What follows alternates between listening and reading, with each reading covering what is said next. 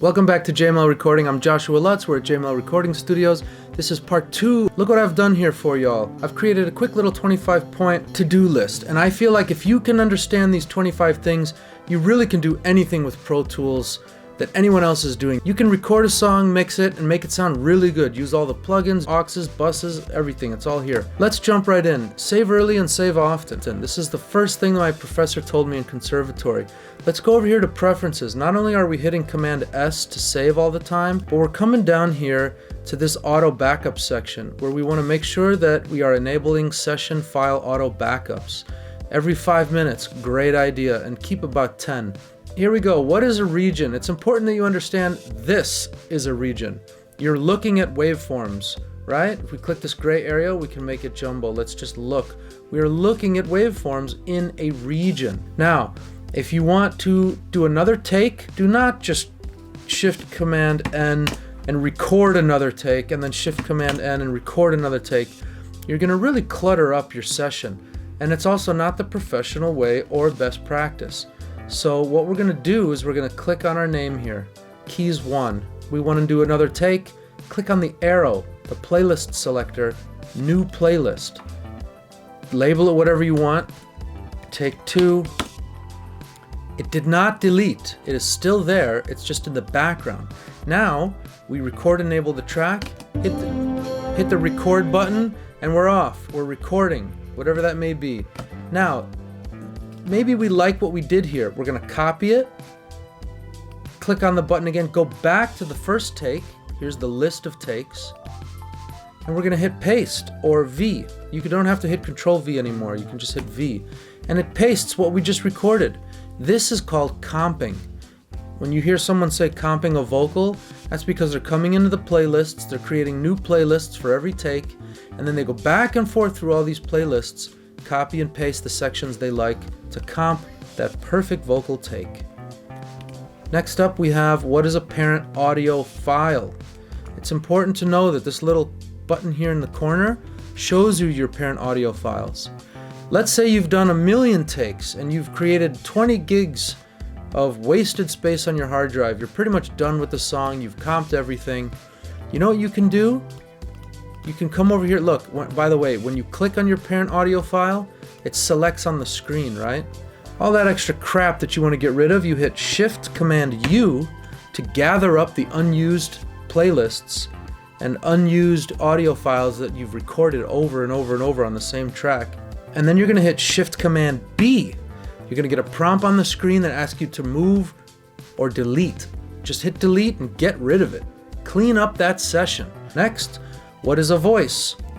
This region is taking up a voice, okay?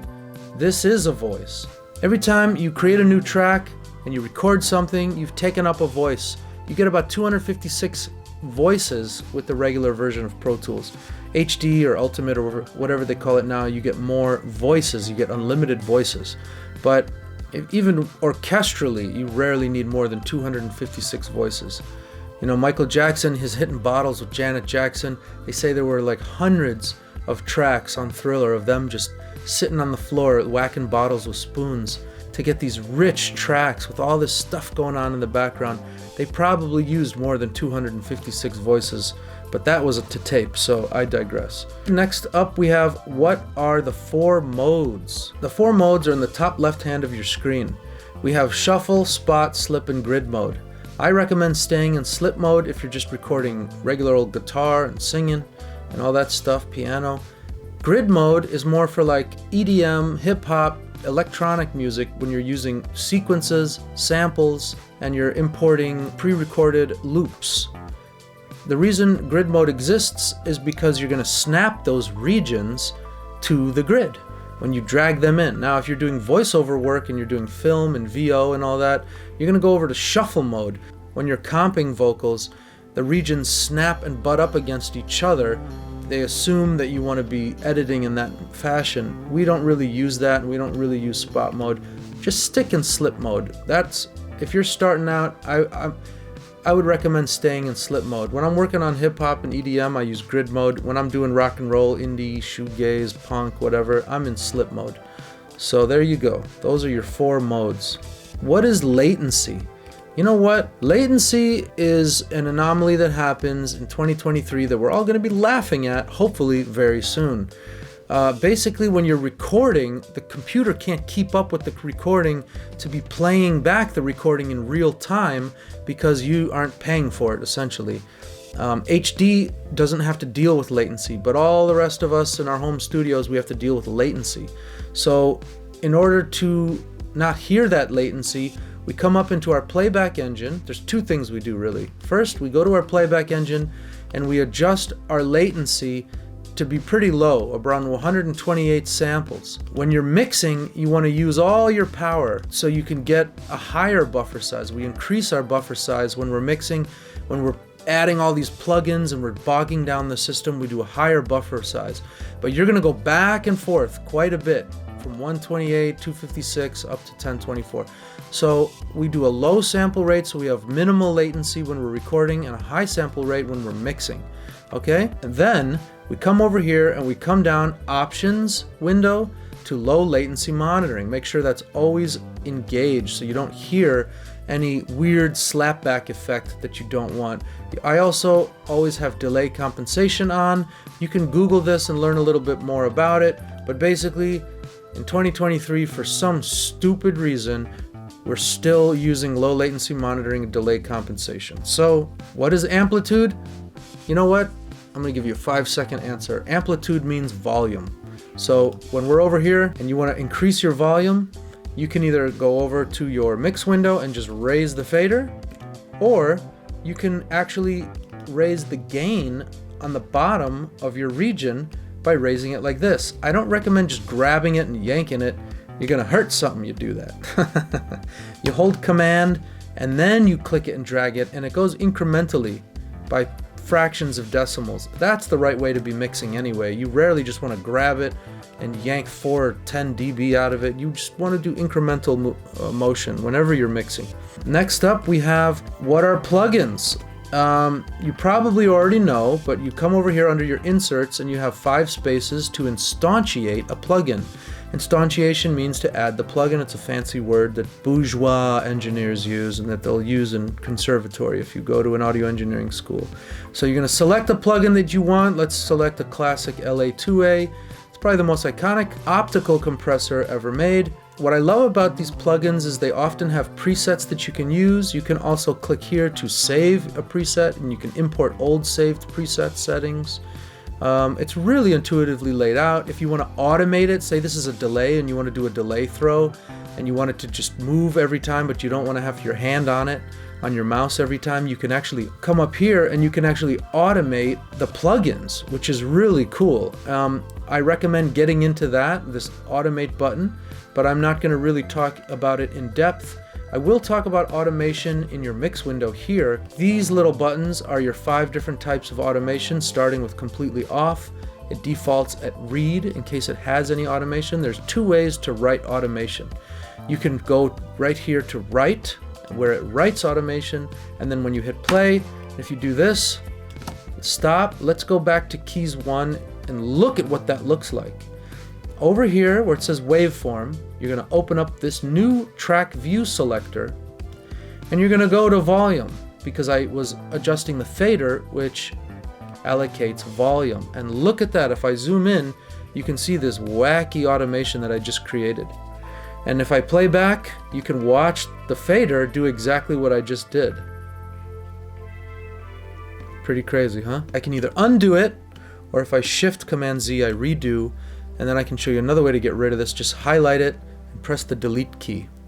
You can also automate mutes and pans. Currently this is a stereo track, so I have an option to automate left and right, but usually it'll just say pan,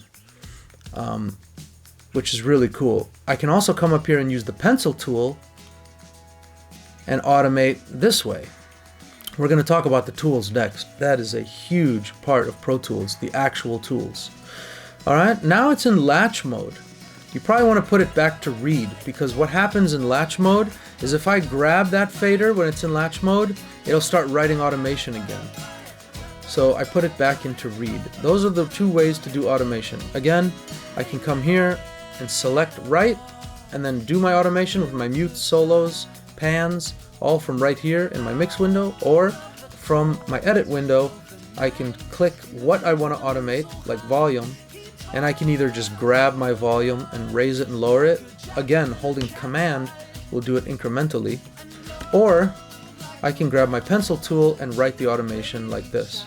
If I long click on the pencil tool, I get a line tool, which is also really handy for linear fades, intuitive stuff like that. Alright, so I've talked about plugins and how to instantiate them, but really quickly, what are all these plugins? What is a dynamic plugin? Dynamics is referring to EQ, compression, and anything that's not time-based, like a reverb or a delay. It just means processing of the frequency without spatial processing. Pitch shift is pretty obvious what that is if you're using auto-tune or you're doubling it. Reverb, obviously you know what that is if you've ever sang in a shower. Delay, it's like an echo. There's some really cool UAD plugins for delays. I recommend buying a Roland Space Echo for $1,000, $2,000. Just do it right. Get some analog stuff. If you have analog outboard gear, you're not going to use it from the plugins section here under inserts. You're going to use it as a send. You're going to send a line output, line level, to the outboard gear and come back in. If you're unfamiliar with what line level, mic level, and instrument level are, you should watch my 3-part mixing tips videos that I have here on YouTube as well. Alright, so let's get back to plugins. Which of these two do we want to use? Multi-channel plugin or multi-mono? Anytime you're given the option to do multi-mono in Pro Tools, like when you're bouncing your track out, either interleaved or multi-mono, I always recommend interleaved, multi-channel. There's another way to access plugins that's quite unique. It's called Audio Suite, adding a plugin destructively, because you can't go back and remove it unless you actually hit undo. But once it's applied, you can't adjust the settings. So for instance, if I highlight a region here, this Keys 2 region, right? And I go to Audio Suite, and maybe I want to add an EQ, I come to my EQ here, and I have the option down at the bottom left. I can preview the processing by listening to what this will sound like, and if I like it, I come over here and I click render. You'll see a little rendering box pop up, and now it has rendered permanently, destructively, this region. The only way to undo it is to Command Z, but I cannot change these frequencies in this particular EQ any other way. That's why it's better to instantiate a plugin. Now, there are times when you really only can use Audio Suite. For instance, have you ever heard on a pop song, you'll hear a reverse cymbal go shh?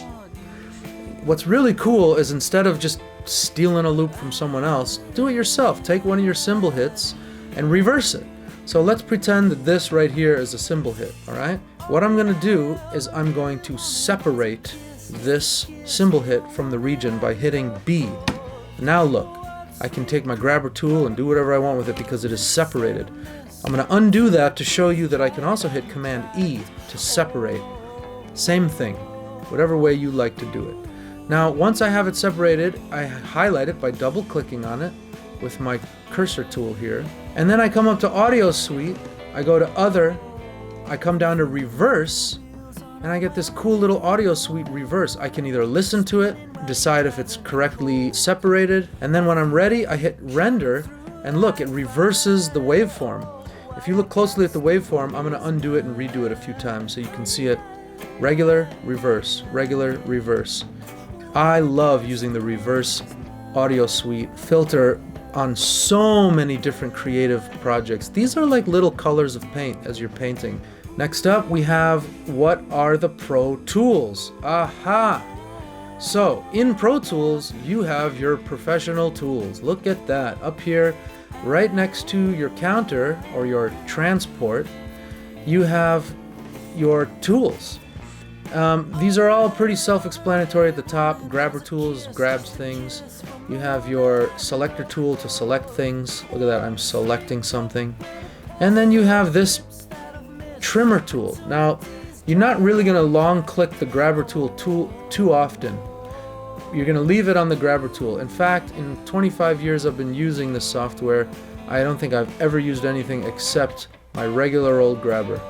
However, I use this TCE all the time. That means time compression and expansion. Have you ever wanted to just, well, if you're new to Pro Tools, you won't, but if you've used Pro Tools before, have you ever wanted to stretch elastically a piece of audio so it's a little slower, or if you want to speed it up by compressing it, and you've ever done that with the TCE, you'll notice that it doesn't sound that great.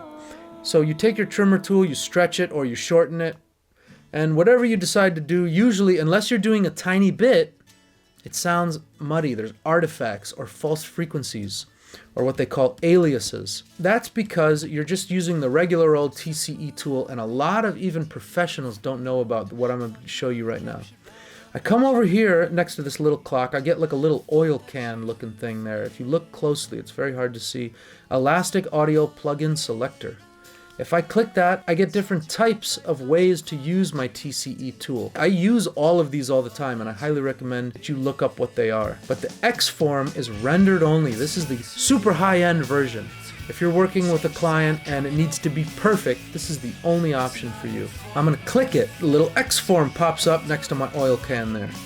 And if I click that X form button, I get some presets. You always want to make sure it's maximum quality, and you want to engage it by turning it on, and it'll light up in blue. Now when I stretch it, watch what happens to the audio. If I stretch it far, it stays gray for a second, and then it turns green again. If I hit play while it's gray, you will not hear anything. Sometimes it can take about 20-30 seconds, and you're wondering what the heck's going on. It's because it's rendering that. It's crunching those numbers, it's using all those algorithms to create the highest quality time stretch that it can possibly do. Okay, so let's also talk about the rest of these tools.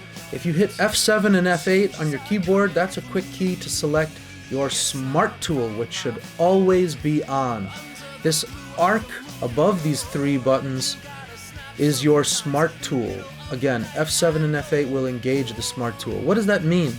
It means that when you hover over a region, you have all different kinds of options. Look at all these little options I have.